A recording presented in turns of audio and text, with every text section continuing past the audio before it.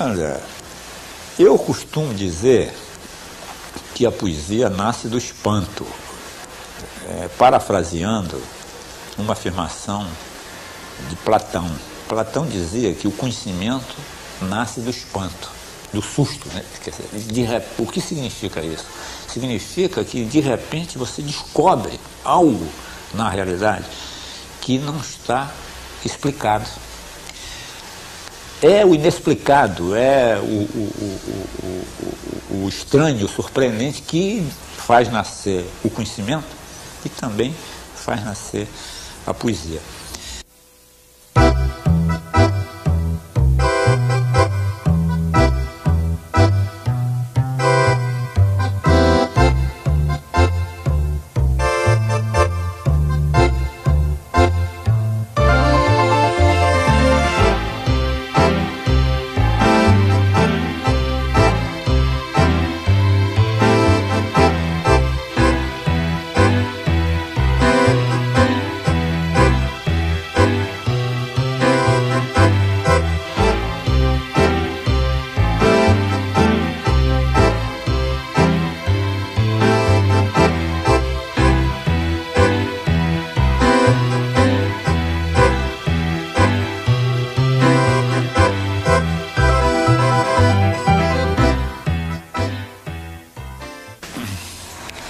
Olha, a minha infância foi feliz e infeliz.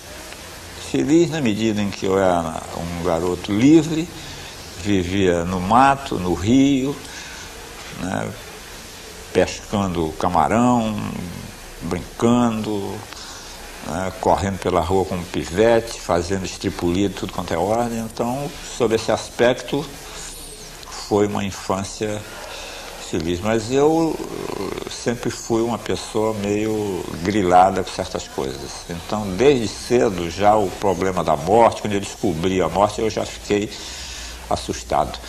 Então, a minha infância tem essa marca.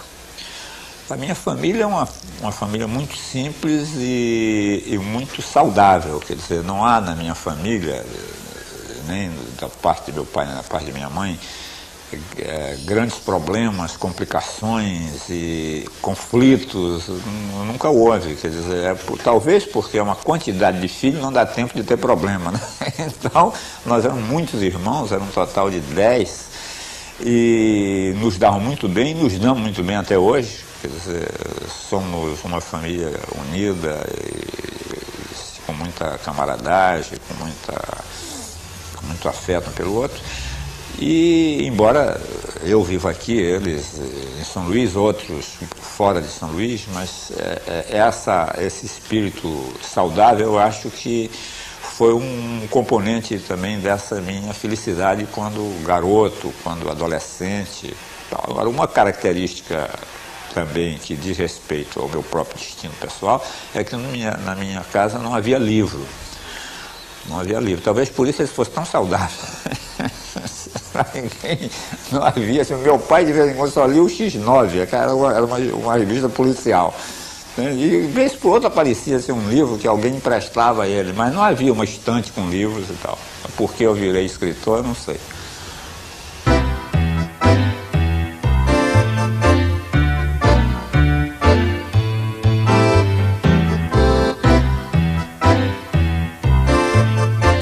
Escute, eu nunca gostei do exílio. O exílio para mim foi uma verdadeira tragédia.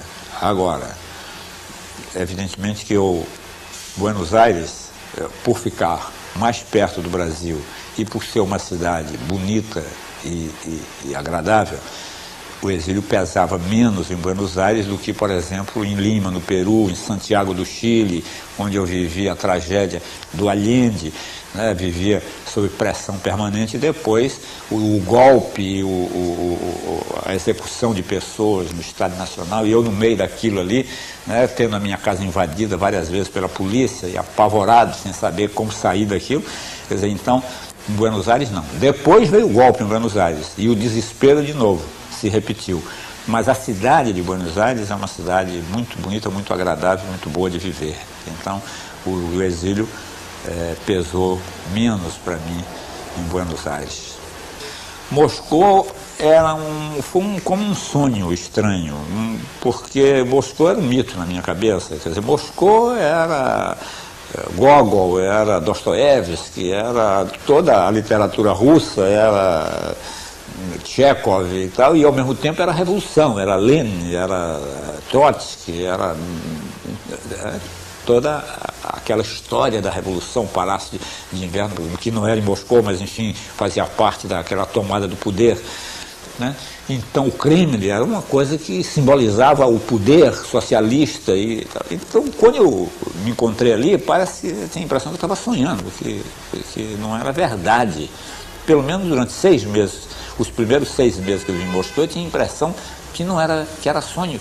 Só um dia que eu vi uma senhora passar com uma sombrinha azul e uma mocinha, uma criança, uma garota, assim, às 3 horas da tarde, eu vi que elas iam para o cinema. Aí eu tive a consciência de que eu estava numa cidade de verdade, que todo mundo estava vivendo, almoçando, jantando, trabalhando, que não era um sonho. Isso por um aspecto.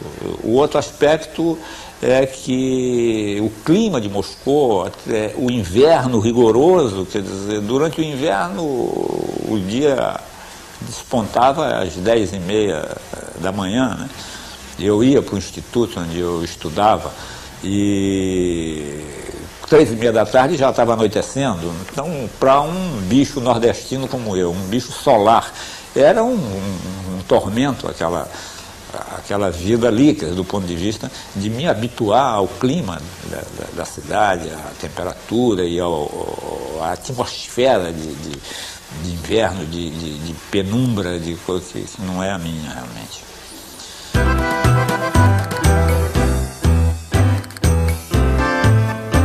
Quando garoto, adolescente, eu ouvi pela primeira vez o trenzinho caipira do Villa-Lobos.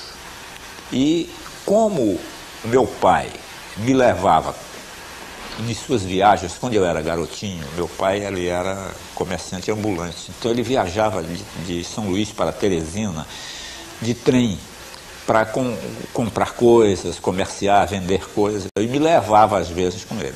E eu me lembro da primeira viagem que eu fiz de trem, de madrugada, o trem avançando pela madrugada, o dia nascendo, o Campo dos Perizes, que é uma vasta região cheia de árvores e de aves selvagens e tal. Então, quando eu ouvi o trenzinho caipira, eu vi que aquilo era a minha infância, que aquele trem, aquela música falava do trem da minha infância. Tentei botar letra na música do Villa-Lobos inúmeras vezes, desde os 20 e poucos anos de idade que eu tentei fazer isso e nunca consegui. Quando eu estava escrevendo o Poema Sujo, em Buenos Aires, no exílio, em 1975, quer dizer, já aí eu tinha 45 anos de idade, quando eu estava fazendo o Poema Sujo, eu comecei a narrar as viagens que fazia com meu pai. E quando eu estou fazendo o poema relacionado, que é para contar essas viagens, surge na minha memória o trenzinho caipira de Villa-Lobos, aí invertendo o processo de memória. Da primeira vez, ao ouvir o trenzinho, eu pensei na minha infância. Dessa vez, ao pensar na minha infância, eu lembrei do trenzinho. E a letra, que eu não tinha conseguido pôr em inúmeras tentativas, eu pus imediatamente. Saí da máquina de escrever, fui para a vitrola, pus lá o trenzinho caipira, que sempre me acompanhou durante o exílio, pus o trenzinho caipira, ouvi e pus a letra instantaneamente. Letra que depois foi gravada pelo Edu Lobo, um arranjo do Edu, e depois gravado por outros. Mas essa foi a experiência mais curiosa, mais interessante, né, minha como letrista.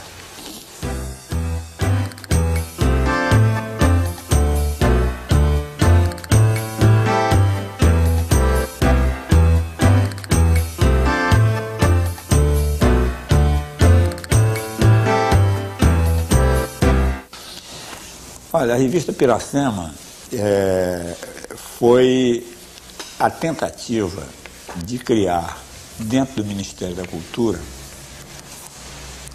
um órgão, né, que desse voz a setores da arte e da cultura brasileira que hoje não encontram caminho para se expressar.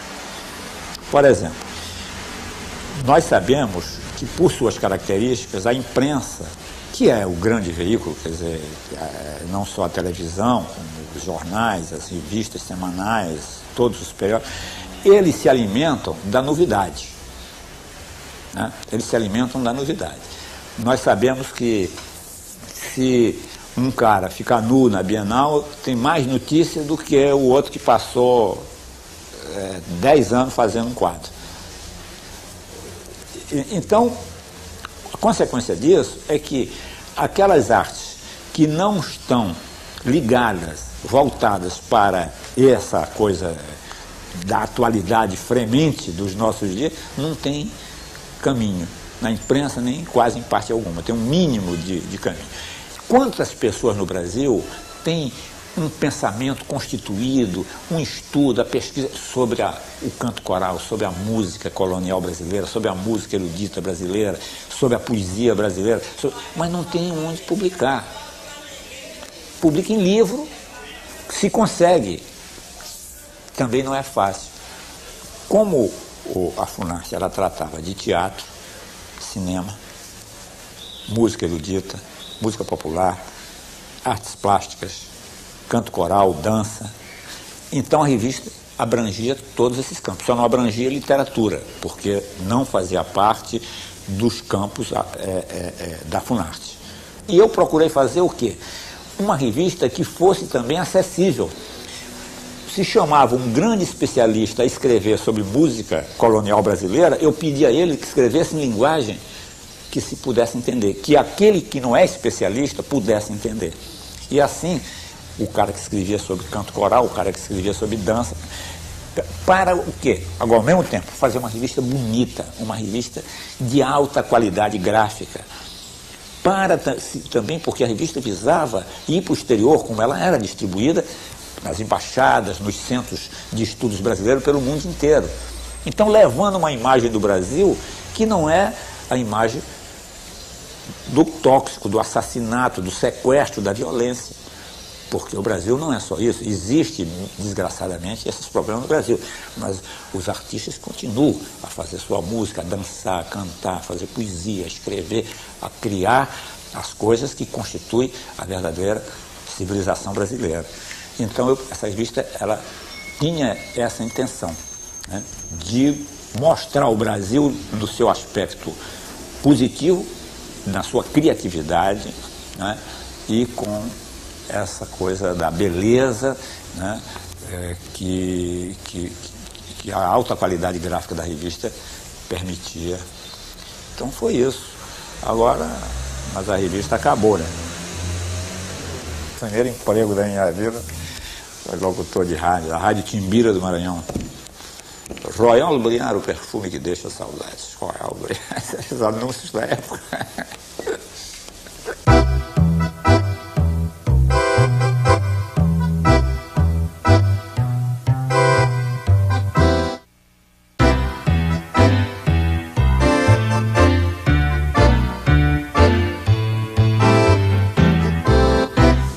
Olha, eu confesso a você que assim, eu nasci com essa vocação para as artes plásticas. Quer dizer, a primeira coisa que eu tentei ser na vida foi pintor, não foi poeta. Só que eu não consegui. Eu vivia lá em São Luís do Maranhão, não tinha a menor noção do que era pintura. E um dia comprei um pano velho, um pano qualquer de saco, eu amarrei num chassi que eu mesmo fiz, comprei tinta na papelaria e pintei, mas eu não sabia que tinha que se preparar a tela. Então o pano chupou a tinta toda, ficou um troço horrível e eu desisti de ser pintor.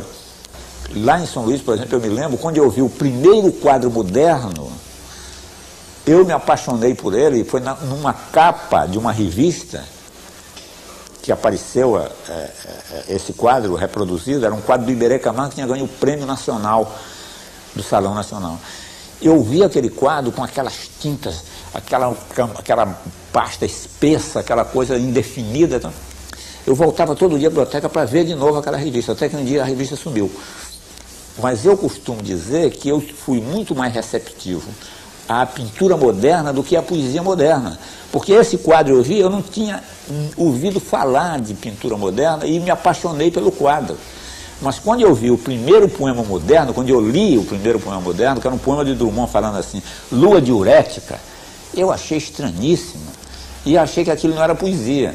E o outro poema dele que falava assim, escrevo com letras de macarrão o teu nome na sopa, eu falei, pô, não, poesia para mim era os anjos, era os cinnamoms, era... Então eu tive mais dificuldade para apreender a poesia moderna do que a pintura moderna. E como eu não pude me tornar pintor, eu me tornei um amante da pintura e um estudioso das artes plásticas. A minha vida inteira, até hoje, eu leio, releio, penso, anoto, reflito sobre as artes plásticas, que são realmente uma das minhas grandes paixões. Hoje eu passo a maior parte do tempo que eu tenho sem trabalho, meu tempo de folga, desenhando.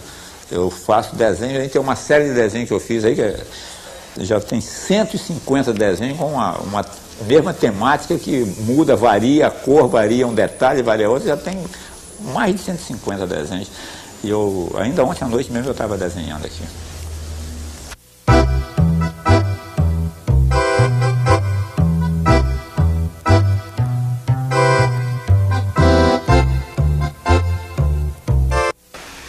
Como sempre, como acontece com todo mundo, me apaixonei por uma menina que não gostava de mim e virei poeta. Todas. Eu acho que seria quase impossível enumerar, porque eu tenho certeza que tudo que eu li dos grandes poetas, dos grandes romancistas, tudo que eu vi de pintura, tudo que eu vi de música, tudo isso constitui a matéria da minha poesia e influiu na minha formação de poeta. Outra coisa que eu tenho que dizer é que não só os escritores, como as pessoas comuns influíram e influem até hoje na minha poesia.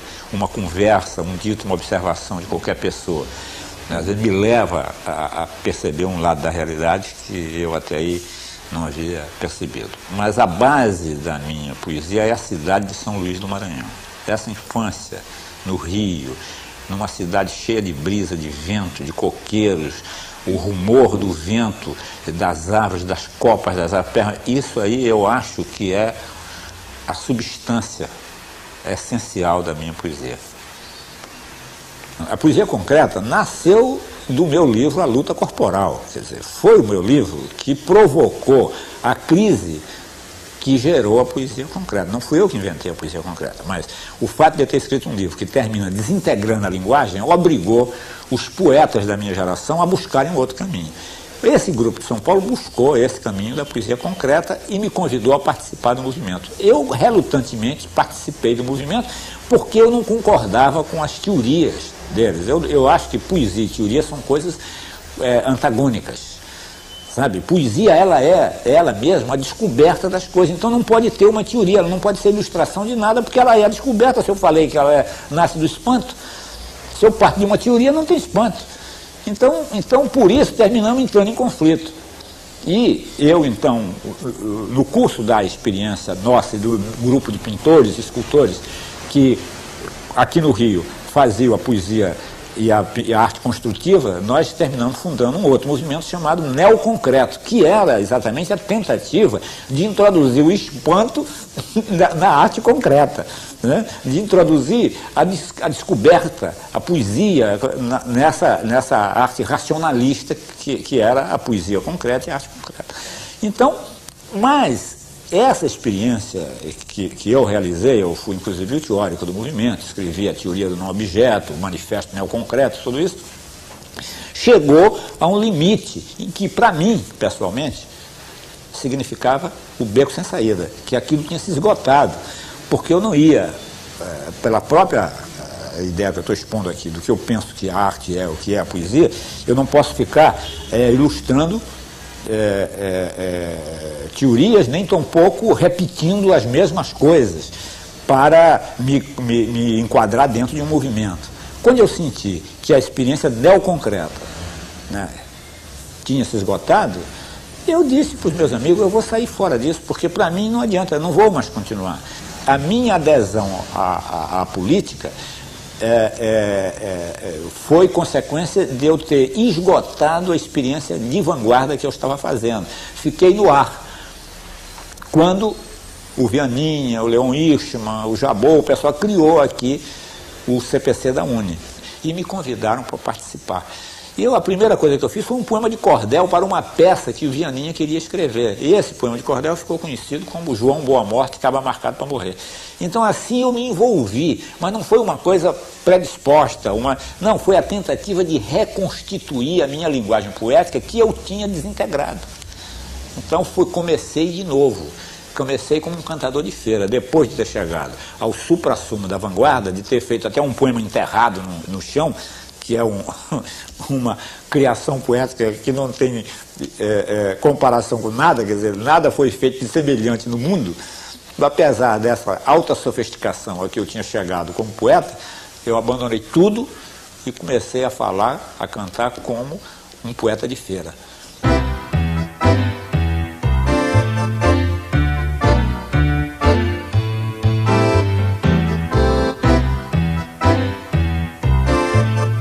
O que existe é o idioma, é a linguagem de todos. E a poesia, ela é uma ocorrência dentro do idioma. O poema é o lugar onde a prosa vira poesia, onde o prosaico vira poesia. Isso é que é o poema. Então é a linguagem de todo mundo, a linguagem que eu falo é a linguagem nossa, de todos nós. Então, de repente, naquele lugarzinho da página, que é o poema, naquele microcosmo, essa linguagem vira poesia, ilumina, ela se ilumina e vira poesia. Esse assunto é meio brabo, né? Parece que eu vou desaparecer, né?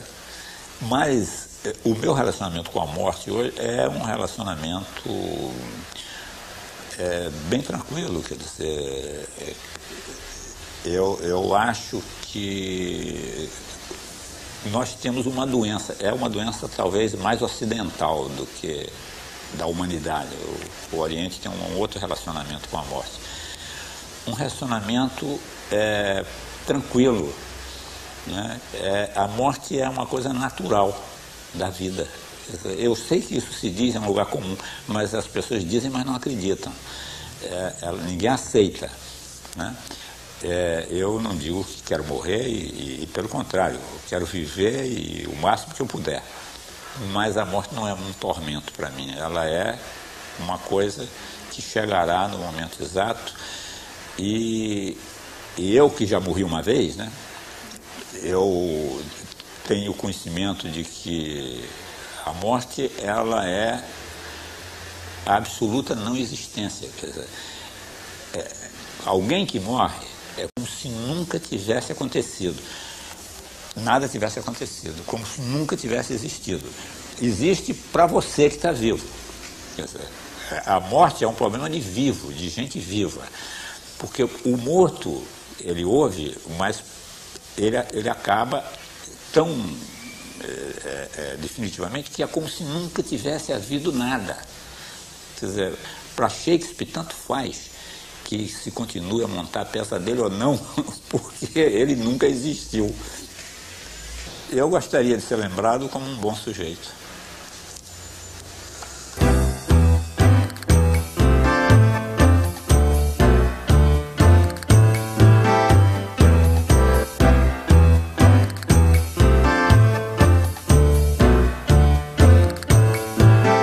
Na verdade, eu gostaria de escrever um livro que contivesse todo o sentido, todo o mistério da vida. Eu gostaria de escrever esse livro, não vou escrever, não vou conseguir, mas eu acho que todos os escritores, os poetas, eles gostariam de escrever esse livro. Esse livro que não fosse inteiramente decifrado, que não se esgotasse na leitura. Enfim, o livro inesgotável. Um livro que você, por mais que lesse, sempre tivesse que relê-lo. Não, eu não acredito em Deus, embora ache que seria bom acreditar. É uma boa acreditar.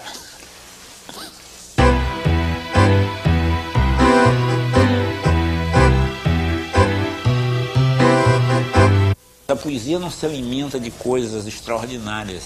A poesia se alimenta de coisas banais, pelo menos a minha. Se alimenta dos aspectos da vida. É a banana apodrecendo em cima da geladeira. Então eu digo, mas como pode? Né? Ela está ali virando noite. E o seu perfume, cada vez ela cheira mais na medida que mais apodrece, e o aroma vai se transformando em luz e em energia, que aquela coisa preta, na verdade, é a transformação da banana numa outra coisa.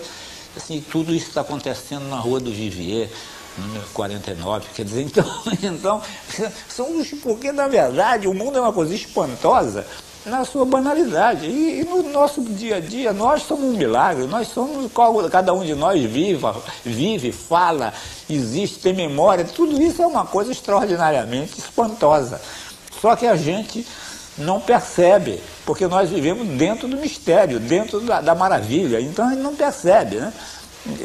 E a arte tem por função exatamente mostrar que nós vivemos dentro da maravilha.